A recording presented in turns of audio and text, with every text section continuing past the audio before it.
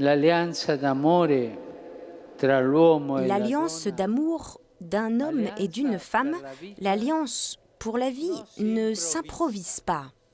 Cela ne se fait pas du jour au lendemain. non c'è il Il n'y a pas de matrimonio mariage express. Il faut travailler lavorare, sur l'amour.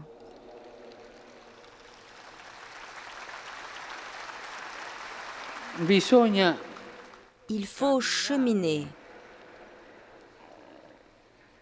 L'alliance dell'amore d'un homme dell'uomo et la d'une donna femme s'apprend impara, si et affina. s'affine.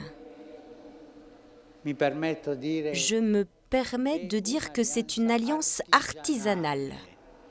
fare de due Faire de vite deux vies una une vita seule, sola e anche c'est aussi presque comme un miracle. un miracolo Un della miracle libertà de la e del liberté cuore, et du cœur, dato alla confié fede. à la foi.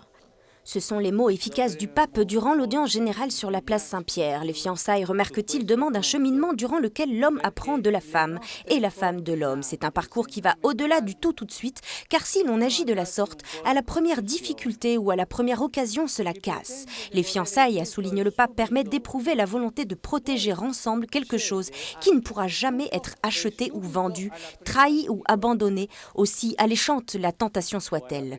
Dieu a aussi fait son parcours de fiançailles avec son peuple afin de l'épouser en la personne de Jésus-Christ. Attention, se marier ou se fiancer sont deux choses différentes, a souligné le pape. Nous ne pouvons pas traiter les liens charnels avec légèreté sans ouvrir des blessures durables de l'esprit. Les fiançailles, a conclu le pape, sont comme le fruit qui doit mûrir lentement. Il faut se connaître vraiment en profondeur. C'est un temps d'initiation à la surprise, des dons que Dieu fait à la nouvelle famille, prête à vivre dans sa bénédiction. Non è quello. Il y a les chrétiens qui s'occupent uniquement de leur rapport avec Jésus, des égoïstes, et il y a les mondains de réception qui éloignent les gens du Christ, et il y a ensuite ceux qui ont de la cohérence entre ce qu'ils croient et ce qu'ils vivent, et qui écoutent le cri de ceux qui ont besoin du Seigneur. Le pape François a ainsi parlé dans l'homélie de la messe de jeudi matin, célébrée dans la chapelle de la maison Sainte-Marthe, en commentant l'évangile du jour où l'aveugle Bartimée qui crie vers Jésus pour être guéri en faisant un acte de foi. Autour de lui, des gens que le pape compare aux différents groupes de chrétiens d'aujourd'hui. Sono cristiani di nome, cristiani di salotto, Ce sont des chrétiens de nom, cristiani des chrétiens de salon, des chrétiens de réception. ma la loro vita interiore non è cristiana, Mais leur vie intérieure n'est pas chrétienne, elle est mondaine. è mondana. E uno che si dice Celui qui se dit chrétien et vit comme un mondain éloigne ceux qui crient à l'aide vers Jésus. a Gesù. Poi ci sono i rigoristi, Ensuite, il y a les rigoristes, ceux que Jésus réprouve, che Gesù rimprovera, qui chargent tant de poids sur les épaules des gens. spalle della gente.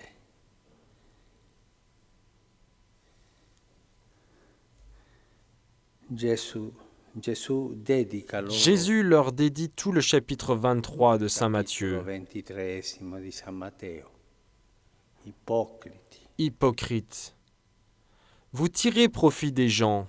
sfruttate la gente. Au lieu de les aider, vous les éloignez. E invece di rispondere al grido che chiede salvezza, allontanano la gente.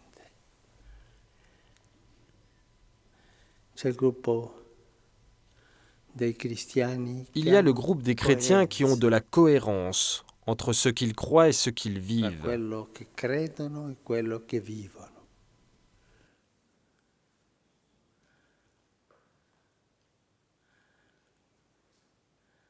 E aiutano Et ils aident les personnes à s'approcher de Jésus, alla gente che grida les personnes qui crient en demandant leur salut, salvezza, en demandant la grâce, chiedendo la grazia, en demandant le salut spirituel pour leur âme. chiedendo la salute spirituale.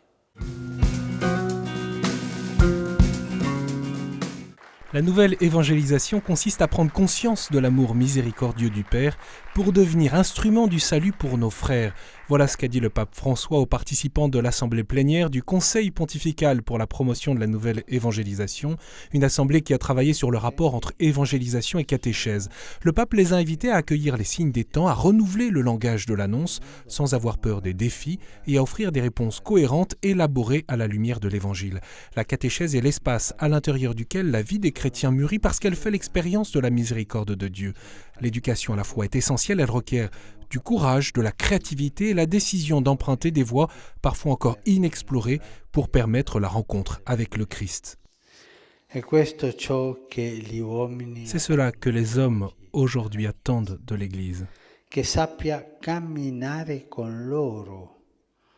Qu'elle sache cheminer avec eux en leur offrant la compagnie du témoignage de la foi qui rend solidaire avec tous, en particulier avec ceux qui sont les plus isolés et marginalisés, et aussi les pauvres de la foi. Tant de pauvres attendent l'Église qui libère. Tant d'hommes et de femmes dans les périphéries existentielles générées par la société de consommation attendent notre proximité et notre solidarité.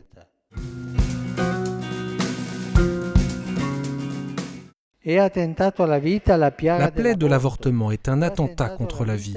Laisser mourir nos frères sur des embarcations dans le canal de Sicile est un attentat contre la vie. La mort au travail lorsque les conditions minimum de sécurité ne sont pas respectées est un attentat contre la vie. La mort par malnutrition est un attentat contre la vie. Est un attentat contre la vie le terrorisme, la guerre, la violence, mais aussi l'euthanasie. Aimer la vie signifie prendre toujours soin de l'autre, vouloir son bien, cultiver et respecter sa dignité transcendante. Lors de la rencontre avec les 4000 membres de l'association Science et Vie, le pape François a rappelé avec force les attentats contre la sacralité de la vie humaine. Science et Vie fête les 10 ans de sa fondation. « Je vois votre association comme les mains qui se tendent vers d'autres mains et soutiennent la vie », leur a dit le pape.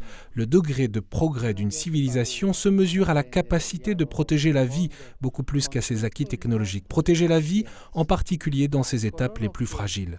Le pape a encouragé l'association Science et Vie à relancer et renouveler la culture de la vie, qui sait instaurer des réseaux de confiance et de réciprocité, qui sait offrir des horizons de paix, de miséricorde et de communion, en entreprenant un dialogue fécond avec l'ensemble du monde de la science, y compris avec ceux qui, tout en se prononçant non-croyants, restent ouverts au mystère de la vie humaine.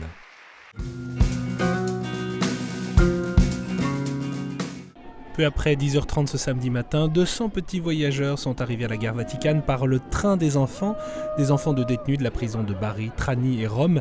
Ils étaient accompagnés cette année par 150 membres de leur famille et par des accompagnateurs. Cette 3e édition du train des enfants était organisée par le Parvis des Gentils, une structure du Conseil pontifical de la culture.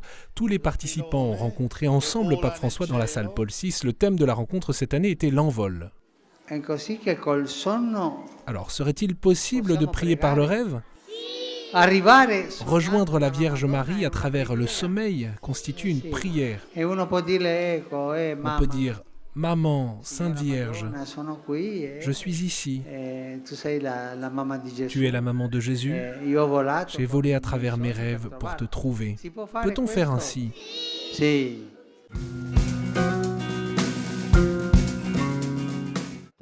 Une vie chrétienne authentique ne peut être qu'une vie trinitaire dans son déroulement et dans son but ultime, parce que son modèle est la communion entre les 3 personnes divines, le Père, le Fils et le Saint-Esprit, 3 personnes qui s'aiment les unes avec les autres, les unes pour les autres, les unes dans les autres. Au milieu de personnes qui l'écoutaient sur une place Saint-Pierre ensoleillée et chaude, le pape François a ainsi parlé du mystère de la Trinité à l'occasion de la fête liturgique. Il a rappelé que l'Église doit vivre sa mission évangélisatrice de manière trinitaire. Le Saint-Père a invité la place à faire un signe de croix tous ensemble. Il a incité les chrétiens à tenir un style de vie toujours élevé en se rappelant pour quelle fin et pour quelle gloire nous existons, nous travaillons, nous luttons, nous souffrons. Nous sommes appelés à vivre non pas les uns sans les autres, au-dessus ou contre les autres, mais les uns avec les autres, pour les autres et dans les autres. Voilà ce que signifie accueillir et témoigner ensemble de la beauté de l'Évangile.